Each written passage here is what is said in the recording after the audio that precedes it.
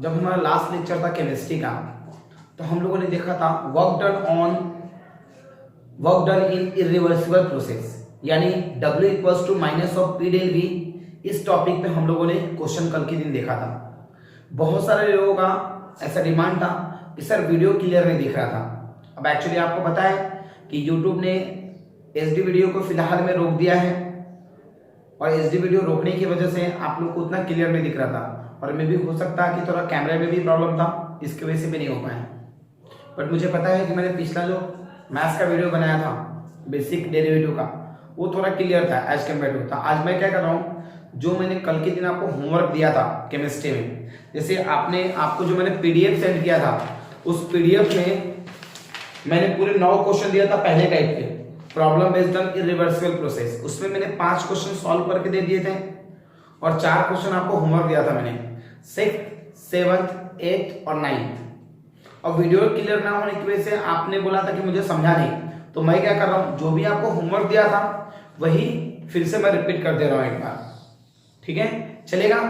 तो उसके लिए मैं क्या करता हूँ, सारे क्वेश्चन डिस्कस कराता हूँ आपको। ठीक है, कि सारे क्वेश्चन कैसे।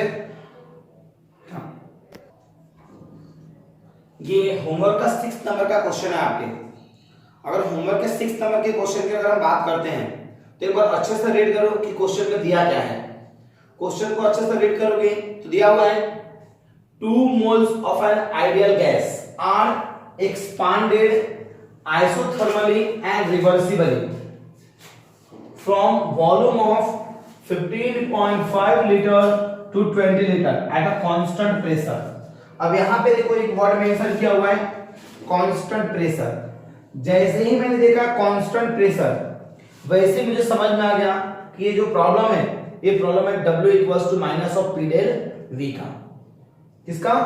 W equals to minus of P del V। इसको देखकर लगा, तो W equals to minus of P del V किस तरह सॉल्व करेंगे?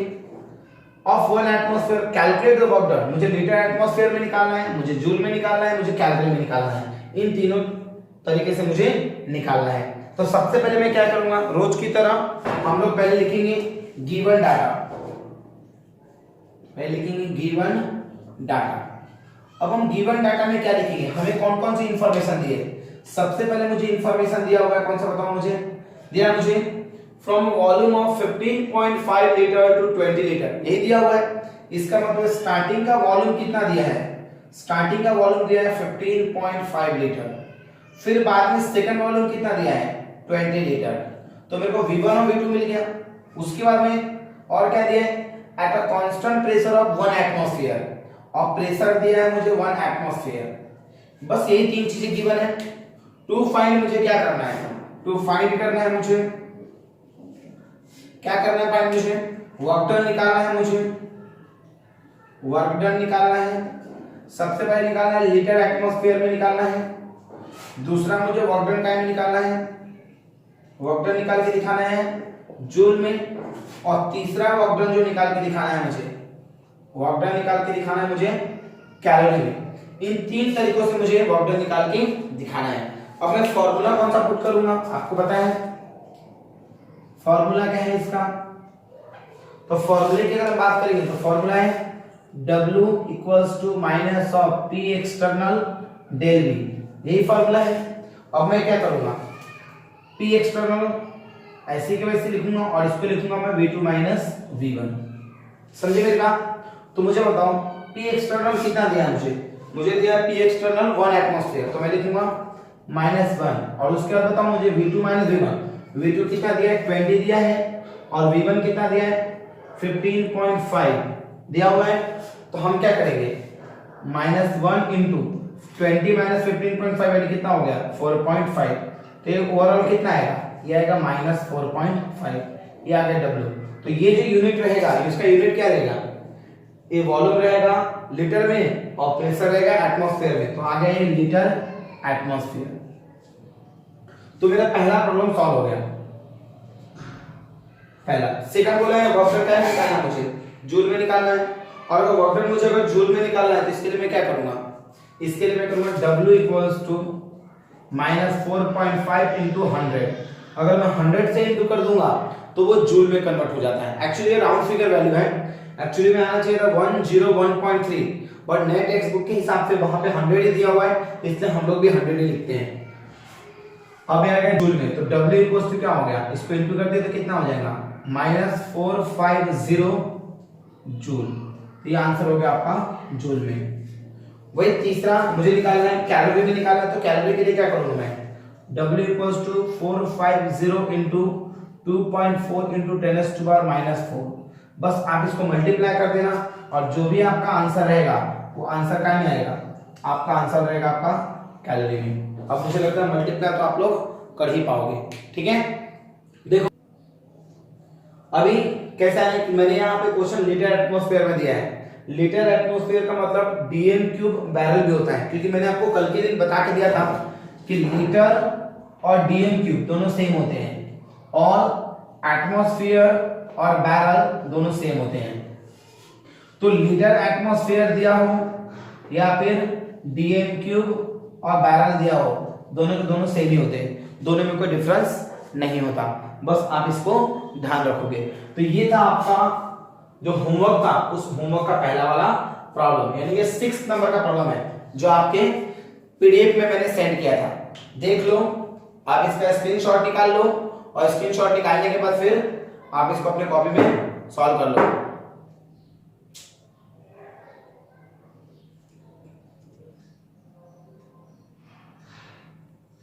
अब 7वां क्वेश्चन है आपके होमवर्क का। तो 7वां क्वेश्चन में अगर देखोगे तो पहले पढ़ो क्या दिया हुआ है क्वेश्चन अच्छे से।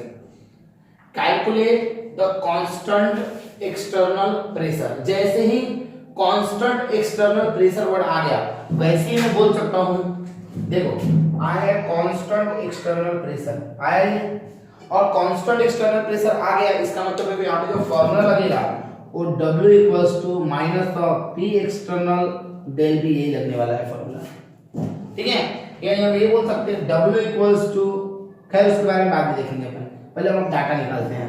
डाटा में देखिए, required to compress 1 mole of an ideal gas from volume of 20 litre to 8 litre, 20 litre to 8 litre. इसका मतलब क्या हो गया, इसका मतलब ये हो गया कि हमें V1 दिया है 20 लीटर, V2 दिया हमें 8 लीटर, और हमें निकालना है वर्क डन भी दिया हुआ है। वर्क डन W कितना दिया हुआ है, 44.9 लीटर एटमॉस्फेयर, यही दिया हुआ है। अब हमें निकालना क्या है, कांस्टेंट एक्सटर्नल प्रेशर। बोले तो मुझे प्रेशर निकाल के दिखाएं, that is the question mark. अब फार्मूला क्या है मेरे पास, मेरे पास फार्मूला है W equals to minus of P del V। So W की जगह मैं क्या लिखूंगा, W P एक्सटर्नल, और यहाँ पे आएगा V2 माइनस V1। आ गया। मुझे बताओ W कितना दिया हुआ है, 44.9, तो मैं लिखूंगा यहाँ पे 44.9। P एक्सटर्नल तो मुझे पता ही नहीं है, और यहाँ पे क्या दिया है बताओ मुझे। अगर मैं देखूंगा तो V2 दिया है मुझे 8 और ये दिया है 20, सो 8 माइनस 20 तो कितना आएगा, 44.9 इक्वल्स टू P एक्सटर्नल, और ये कितना आएगा -12। सो ये माइनस माइनस कैंसिल आउट होकर क्या बनेगा, 44.9 upon 12 equals to P external. अब कैलकुलेशन आप खुद करोगे कि कैलकुलेशन इसका क्या आने वाला है। P एक्सटर्नल जो भी आएगा वो आंसर किस में रहेगा, वो रहेगा आपका एटमॉस्फेयर में। क्यों एटमॉस्फेयर में रहेगा, क्योंकि वर्क डन था लीटर एटमॉस्फेयर में, लीटर यूनिट होता है वॉल्यूम का, एटमॉस्फेयर यूनिट होता है प्रेशर का। तो प्रेशर का जो भी आंसर रहेगा वो किस में रहेगा, आपका एटमॉस्फेयर में रहेगा। तो इसको स्क्रीनशॉट निकालो और अपने कॉपी में लिख लो। अभी आपके होमवर्क का 8वें नंबर का प्रॉब्लम है, तो पहले एक बार क्वेश्चन अच्छे से रीड करो और देखो क्या दिया है। हमें दिया है 100 ml of ethylene gas and 100 ml of HCl gas are allowed to react at a 2 barrel pressure according to the reaction. C2H4 in gaseous state plus HCl in gaseous state gives C2H5Cl in gaseous state. Calculate PV work in joule. तो देखो यहाँ पे क्या mention किया है, यहाँ पे mention किया हुआ है pressure volume type of work, और जैसे ही pressure volume type of work अगर बोल दिया यहाँ, इसका मतलब ये हो कि यहाँ पे भी जो फॉर्मूला लगने वाला है वो फॉर्मूला कौन सा लगेगा, फॉर्मूला लगेगा W equals to minus of P external del V। यहाँ पे भी यही फॉर्मूला लगने वाला है। कैसे पता चला ये फॉर्मूला लगेगा, क्योंकि यहाँ पे दिया था pressure volume type of work, और जैसे ही बोलता है pressure volume type of work तो समझ लेना कि वहां पे फॉर्मूला यही लगने वाला है। ठीक है, तो मैं डाटा निकाल रहा हूं, तो मुझे स्टार्टिंग में वॉल्यूम कितना दिया है, देखो ध्यान से, बोला है मुझे कि 100 ml इथेनॉल गैस लेना है और 100 ml HCl, समझ रहे? तो इसका मतलब क्या हो गया कि 100 ml C2H4 और 100 ml HCl, तो V1 रहेगा आपका V1 100 ml प्लस 100 ml, और ये क्या हो गया आपका 200 ml आ गया, और 200 ml को अगर मैं लीटर में कन्वर्ट करूंगा तो लीटर में कन्वर्ट करूंगा तो क्या आएगा 0.2 लीटर आ गया। उसके बाद V2 क्या दिया है, अब V2 आपके मन में आएगा सर जब हम दोनों को मिला देंगे तो फाइनल वैल्यू तो 200 ml ही आएगा ना, बट एक्चुअली में ऐसा नहीं होता, हमने C2 C2H4 और HCl दोनों को मिलाकर एक सिंगल कंपाउंड बनाया है, इसलिए वो दोनों अटैच करके 100 ml तैयार करेंगे, इसलिए वो हो गया 100 ml, तो वो जाएगा 0.1 लीटर। उसके बाद और दिया हमें प्रेशर दिया 2 बैरल, सो प्रेशर दिया हमें 2 बैरल। अब हमें निकालना क्या है, हमें निकालना pressure volume type of work in joule, यानी W मुझे किस में निकालना है, जूल में निकाल के दिखाना है। ठीक है, तो फॉर्मूला क्या है हमारे पास, W equals to minus of P external into del V, ऐसा दिया हुआ है। अब हम क्या करेंगे, इसके बाद W की जगह हम क्या लिखेंगे, W P एक्सटर्नल की जगह P एक्सटर्नल और डेल V की जगह लिखेंगे V2 माइनस V1 आ गया। अब मुझे बताओ P एक्सटर्नल कितना दिया है, 2 बैरल दिया मुझे प्रेशर, V2 कितना दिया हुआ है 0.1 और ये दिया है 0.2, सो आंसर कितना आएगा 2 माइनस 2 इंटू माइनस 0.1, सो कितना होगा ये माइनस 0.2, और ये हो गया आपका लीटर बैरल, लीटर बैरल। लेकिन लीटर बैरल को मुझे जूल में कन्वर्ट करना है तो मैं उसको 100 से मल्टीप्लाई कर दूंगा तो क्या आएगा माइनस माइनस प्लस, तो ये 0.2 लीटर बैरल, सो 0.2 इंटू 100 अगर मैं कर दूंगा तो ये जूल में कन्वर्ट हो जाएगा, और इसको 100 से इंटू करेंगे तो क्या हो जाएगा, ये बन जाएगा आपका 20 joule. So this is the work done. आप इसको कैलकुलेट करो।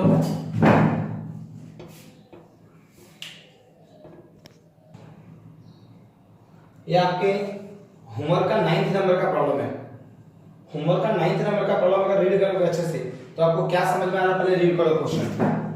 देखो क्या बोल रहा है क्वेश्चन में, क्वेश्चन में ऐसा मेंशन किया हुआ है 3 moles of an ideal gas are expanded isothermally and isothermally from a volume of 300 centimeter cube to 2.5 liter at 300 Kelvin against constant pressure। देखो यहाँ पे फिर ये वर्ड आया हुआ है against constant pressure, against a constant pressure। अब जैसे ही against constant pressure दिया हुआ है तो against constant pressure दिया हुआ है, इसका मतलब ये हुआ कि यहाँ पे जो फॉर्मूला लगेगा वो फिर से लगेगा W equals to minus P external del V, यही फॉर्मूला लगने वाला है। और इस फॉर्मूले में हमें क्या क्या लगता है इंफॉर्मेशन, P एक्सटर्नल और यहाँ पे V2 माइनस V1, बस यही इंफॉर्मेशन लगने वाला है। तो मैं गिवन निकालता हूँ फिर समझ में आएगा। पहले मुझे क्या बोला है, पहले मुझे वॉल्यूम ऑफ 300 सेंटीमीटर क्यूब बोला है, तो स्टार्टिंग में वॉल्यूम बोला है 300 सेंटीमीटर क्यूब, और अगर 300 सेंटीमीटर क्यूब अगर बोलता है तो 300 सेंटीमीटर क्यूब का मतलब क्या हुआ, इसको आप लीटर में कन्वर्ट करोगे तो सेंटीमीटर क्यूब को लीटर में अगर कन्वर्ट करना है तो हमें 1000 से डिवाइड करना चाहिए, तो आ जाएगा 300 डिवाइडेड बाय 1000 और ये हो गया लीटर, तो क्या हो जाएगा 0.3 लीटर। ये V1 आ गया, V2 कितना दिया हुआ है, V2 तो मुझे दिया हुआ है 2.5 लीटर, और बाद में मुझे प्रेशर कितना दिया हुआ है, प्रेशर देखो यहाँ पे दिया हुआ है 1.9 एटमॉस्फेयर, तो मैं प्रेशर कितना लूंगा 1.9 एटमॉस्फेयर। अब क्या अपने कैलकुलेट क्या करना है, calculate work done in litre atmosphere joule and calorie. अब मुझे लगता है कि आप खुद से निकाल सकते हो, कैसे निकालेंगे, पहले मुझे W निकालना है किसमें, लीटर एटमॉस्फेयर में निकालना है, फिर मुझे W निकालना है किसमें, जूल में, फिर W निकालना है मुझे कैलोरी में। हमने आज का फर्स्ट प्रॉब्लम बिल्कुल सेम ऐसे ही किया था, ये तीनों चीजें निकाला था, मैं निकाल देता हूं। अब बताओ P एक्सटर्नल कितना दिया है 1.9 दिया हुआ है 1.9, V2 कितना दिया हुआ है, V2 दिया है 2.5 और V1 दिया है 0.3। 0.3, तो ये आता है -1.9 इंटू, इसको अगर माइनस करेंगे कितना आएगा 2.2 आ रहा है। तो इसका मतलब क्या हो गया, आप इसको मल्टीप्लाई करो, सो 90 टू जा 38, कैरी कितना रहेगा 3, 90 टू 38, 38 एंड 3 कितना हो जाएगा 41, तो ये आ जाएगा 41.1 के बाद लगा दे तो कितना होगा 41.8 लीटर एटमॉस्फेयर, ये आपका वर्क डन हो जाएगा। ठीक है, इसके बाद जैसे ही वर्क डन ले लिया मैंने, अब मुझे इसको किस में कन्वर्ट करना है, मुझे कन्वर्ट करना है इसको जूल में। तो जूल में करने के लिए मैंने क्या बोला कि W इक्वल्स टू -41.8 इंटू अगर 100 कर दूंगा इंटू 100, तो वो किस में कन्वर्ट हो जाएगा आपका जूल में। सो कन्वर्ट करने के बाद आंसर क्या आएगा -4180, और ये जूल आ गया। उसको कैलोरी में कैसे कन्वर्ट करते हैं, उसको आप 2.4 इंटू 10⁻⁻4 से मल्टीप्लाई कर देंगे तो कन्वर्ट किस में हो जाएंगे कैलोरी में। अगर आपको नहीं समझेगा तो फर्स्ट वाला प्रॉब्लम देखो, फर्स्ट वाले प्रॉब्लम मैंने सॉल्व करके दिया है। तो ये आपका होमवर्क हो गया 6 नंबर, 7 नंबर, 8 नंबर और 9 नंबर। अगर आपने सॉल्व किया होगा तो आप एक बार टैली करके देखो कि आपका करेक्ट है या फिर रॉन्ग है। ठीक है, देखो हम लोगों ने टाइप 1 में जो सॉल्व किया था, टाइप 1 में हम लोगों ने सॉल्व किया था work done in irreversible process. ठीक है, यानी हम ये बोल सकते हैं pressure volume type of work लिया था। अभी हम इसी का टाइप बी लेने वाले हैं, जिसमें कोई अगर केमिकल रिएक्शन आपके पास दिया हुआ है तो उस केमिकल रिएक्शन से कैसे पता करें कि उसमें कितना वर्क डन किया हुआ है। मैंने इसके लिए आपको थ्योरी लिख के दिया हुआ है, आप अपने कॉपी में देखोगे तो एक बार समझ में आ जाएगा, पर कोई बात नहीं, मैं फिर से एक बार बोर्ड पे समझा देता हूँ क्यों क्या था प्रॉब्लम।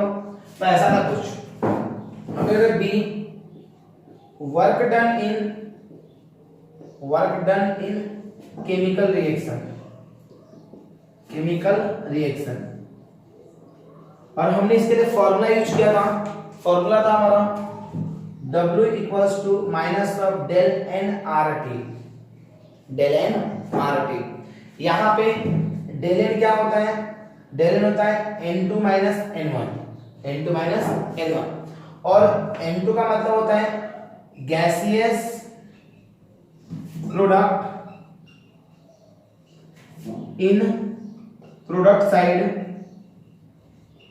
और gaseous compound in product side, ये होता है N2, और N1 होता है gaseous compound in reactant side. ये हो गया आपका। उसके बाद R क्या होता है, R होता है आपका रियल गैस कांस्टेंट जिसकी वैल्यू फिक्स होती है, और उसकी वैल्यू फिक्स रहती है 8.314 जूल पर केल्विन पर मोल, ये वैल्यू फिक्स है। और जो T जो होता है वो T आपका टेम्परेचर होता है, T होता है टेम्परेचर इन केल्विन रहना चाहिए। कभी कभी आपको टेम्परेचर का सेल्सियस में दिया रहेगा तो आप उसको केल्विन में कन्वर्ट कर सकते हो। यानी आपको दिया रहेगा पॉइंट, मान के चलो मैंने सब पकड़ लिया कि 27 डिग्री सेल्सियस दिया है, तो हम इसको क्या लिखेंगे 27 प्लस 273, तो ये बन जाएगा आपका 300 केल्विन। यानी कोई भी टेम्परेचर में हमेशा केल्विन में ही रहना चाहिए। अब मैं आपको ये सिखाऊंगा कि ये N2 और N1 कैसे निकालते हैं। जैसे मेरे पास एक टॉपिक ले रहा हूँ, एक रिएक्शन ले रहा हूँ, जैसे मैंने लिया A plus B gives C plus D, ऐसे ले लिया।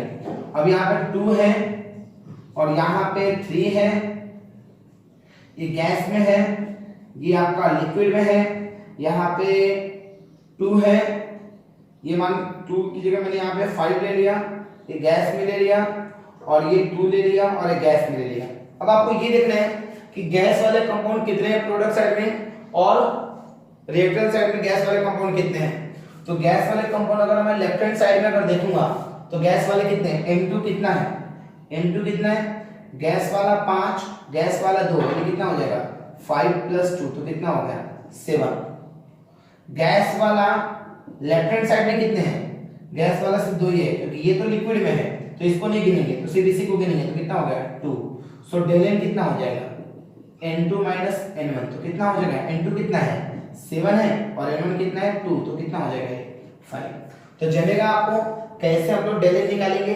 हम लोग जब केमिकल रिएक्शन करेंगे तो आपको समझ में आ जाएगा कि डेल एन निकालते कैसे हैं, ठीक है। अब इसका स्क्रीनशॉट निकाल लो और कॉपी में लिख लो अपने। अभी हम लोगों ने थोड़ी देर पहले इसका फॉर्मूले देखे थे, W = -del n RT वाला। अब हम उसके बेस पे क्वेश्चन सॉल्व करके देखते हैं। पहले आपको क्वेश्चन पहचानना आना चाहिए। अब देखो बोला calculate the work done and comment on whether the work is done और by the system for the decomposition of 2 moles of NH4NO3 ammonium nitrate at 100 degree Celsius. अब यहाँ पे टेम्परेचर मेंशन किया हुआ है, टेम्परेचर के अलावा कुछ भी इंफॉर्मेशन नहीं दिया हुआ है, 2 moles दिया हुआ है। तो यहाँ पे W = -P del V वाला फॉर्मूला नहीं लगेगा, क्योंकि ना तो यहाँ पे प्रेशर दिया है ना ही यहाँ पे वॉल्यूम दिया है। कहीं पे कांस्टेंट प्रेशर लिखा हुआ नहीं है, कहीं पे इरिवर्सिबल प्रोसेस नहीं लिखा हुआ है, कहीं पे pressure volume type of work नहीं दिया हुआ है, समझे। दूसरा, इसमें मैक्सिमम वर्क डन का भी कांसेप्ट नहीं लग सकता, क्योंकि वहां पे रीजन क्या है, कहीं पे भी रिवर्सिबल प्रोसेस नहीं लिखा हुआ है। तो हमारे पास वर्क डन निकालने का सिर्फ एक ही फॉर्मूला बचता है कि हम लोग वर्क डन किससे निकालें। तो हम वर्क डन निकाल सकते हैं इसके लिए W = -del n RT से। W = -W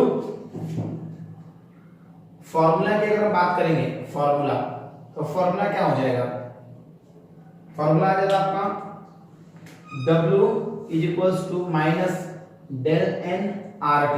ये फॉर्मूला हमें यूज करना है। तो पहले हम लोग गिवन डाटा निकालते हैं कि गिवन डाटा में क्या क्या दिया हुआ है। तो गिवन डाटा की अगर हम बात करेंगे तो गिवन डाटा में क्या है, हमारे गिवन डाटा में सबसे पहले सिर्फ टेम्परेचर दिया हुआ है। तो टेम्परेचर दिया 100 डिग्री सेल्सियस, तो हम लिखेंगे 100 + 273, तो ये क्या हो गया 373 केल्विन। ये हो गया आपका टेम्परेचर, ठीक है। उसके बाद R की वैल्यू मैंने नहीं लिखा है, लेकिन आपको गिवन रहेगी 8.314 जूल पर केल्विन पर मोल। उसके बाद P मिल गया, R मिल गया, मेरे को डेल n कैसे निकालेंगे। So del n = N2 - N1। अब आप केमिकल रिएक्शन देखो, केमिकल रिएक्शन में गैस वाला इसके सामने एक दिया हुआ है और इसके सामने 2, देखो ये भी गैस है ये भी गैस है, यानी प्रोडक्ट में दोनों ही गैस है। तो इसके लिए 1 और इसके लिए 1 कितना हो जाएगा, 1 और 2 कितना हो जाएगा 3 हो जाएगा। तो क्या हो जाएगा, ये N2 है 3, N1 देखो रिएक्टेंट साइड में सॉलिड है स्लिप, तो इसका मतलब इधर में 0, तो क्या हो जाएगा ये 3। तो डेल n मिल गया आपको। अब निकालना क्या है, मुझे निकालना है टू फाइंड, क्या करना है मुझे, फाइंड निकालना है मुझे, वर्क डन निकाल के दिखाना है, दैट मीन W निकाल के दिखाना है। अब वहां पे मेंशन नहीं किया, लेकिन वो हमेशा जूल में ही निकलेगा। उसके बाद नेक्स्ट हमें लिखना है फॉर्मूला, और क्या है फॉर्मूला इसका बताओ मुझे, W = -del n RT, -del n RT। अब क्या आ गया माइनस, अब डेल n कितना दिया हुआ है 3 है मेरे पास, जो कि आप देख सकते हो यहाँ पे कितना दिया है 3, तो यहाँ लिखेंगे 3, R की वैल्यू हो गई 8.314 और इधर 373। आप क्या करोगे, इन तीनों को मल्टीप्लाई करोगे और मल्टीप्लाई करके आंसर क्या आएगा, ठीक है। आप चेक करो क्या आंसर क्या आएगा, कैलकुलेट करने के बाद। अब आप इसको अगर मल्टीप्लाई करोगे तो इसका आंसर आता है -9303.4 और ये जूल में आ गया। अब आपका वर्क डन जो है वो वर्क डन माइनस में है, और वर्क डन माइनस में है इसका मतलब ये होता है कि यहाँ पे सिस्टम ने सराउंडिंग पे काम किया है। तो हम ये बोल सकते हैं here work is done by the system, work is done by the system. क्यों लिखा मैंने work is done by the system, because W जो है वो नेगेटिव है, और W अगर नेगेटिव है तो वर्क इसका मतलब होता है सिस्टम ने किया है। ध्यान रहेगा पक्का। चलो इसको स्क्रीनशॉट निकालो और सॉल्व करो। अब ये क्वेश्चन जो है आपके सीट में दिया हुआ है, जहां पे आपने बी लिख के दिए हैं work done on chemical reaction, उसका सेकंड क्वेश्चन है ये। अब यहाँ पे एक बार क्वेश्चन अच्छे से रीड करो क्या दिया हुआ है, calculate the work done in the oxidation of 1 mole of HCl at 200 degree Celsius according to the reaction. अब यहाँ पे भी प्रेशर मेंशन नहीं है, वॉल्यूम मेंशन नहीं है, बाकी इंफॉर्मेशन भी मेंशन नहीं है, तो ये भी प्रॉब्लम जो है वो W equals to del n R T वाले पे बेस करता है। तो पहले मैं लिखूंगा गिवन डेटा। अब क्या है बताओ मुझे गिवन डेटा। अगर हम गिवन डेटा की बात करेंगे तो गिवन डेटा में क्या रहेगा, गिवन डेटा में रहेगा सबसे पहले आपको क्या दिख रहा है, मुझे टेम्परेचर दिखा है। टेम्परेचर कितना दिख रहा है 200 डिग्री सेल्सियस। तो क्या लिखूंगा मैं 200 प्लस 273, तो कितना आ गया 473 केल्विन टेम्परेचर मिल गया मुझे। फिर मुझे बताओ आर की वैल्यू तो फिर से कांस्टेंट रहेगी 8.314 जूल पर केल्विन पर मोल। और उसके बाद T मिल गया। अब मुझे चाहिए डेल n, तो डेल n का फॉर्मूला क्या है n2 n1। अब एक बार केमिकल रिएक्शन देखो, केमिकल रिएक्शन जब देखोगे तो देखो गैस वाले दो हो गए, गैस वाले फिर से दो हो गए, तो गैस वाले टोटल कितने हुए 4। प्रोडक्ट साइड में, रिएक्टेंट साइड में देखो ये 4 भी गैस वाला है, यहाँ पे 1 है और भी गैस वाला है, तो इधर में 4 गैस वाले हैं, इधर में 5 गैस वाले हैं, तो क्या हो जाएगा 4 - 5, तो कितना हो जाएगा -1। तो डेल n की वैल्यू आ गई। अब हमें निकालना क्या है, टू फाइंड, क्या करना है मुझे, फाइंड करना है मुझे W, मुझे क्वेश्चन मार्क रहेगा। अब बताओ मुझे फॉर्मूला क्या है, इसका फॉर्मूला क्या है बताओ मुझे। अभी हमने यूज किया है formula W equals to minus del n R T, सही बात है ना। अब मुझे बताओ यहाँ पे माइनस की जगह माइनस लिखा, डेल एन कितना है -1, सो ये -1 आ गया। और यहाँ पे R कितना है 8.314 और टेम्परेचर कितना है 473 सर कितना है 473। अब ये माइनस माइनस प्लस हो गया, सो क्या हो जाएगा 1 × 8.314 × 473। अब आप इसको कैलकुलेट करो, देखो आंसर क्या आ रहा है, चेक करो जो भी आंसर। अब यहाँ पे देखो इसको अगर आपने सॉल्व किया होगा तो आंसर कितना आता है 3932.5, ये इतना आंसर आता है 3932.5 जूल में आया। अब ये आंसर पॉजिटिव है कि नेगेटिव है, ऑब्वियसली W जो है वो पॉजिटिव है, इसका मतलब क्या हो रहा है here work is done on the system. यहाँ पे वर्क डन किसके ऊपर किया गया है, सिस्टम के ऊपर किया गया है। तो आप इसका स्क्रीनशॉट निकालो और उसके बाद इसको नोटबुक में लिखो। अभी आज का लास्ट क्वेश्चन है, आपके शीट का भी लास्ट क्वेश्चन है ये। क्या बोला question, calculate the amount of work done in the decomposition of NO at 300 degree Celsius for the reaction.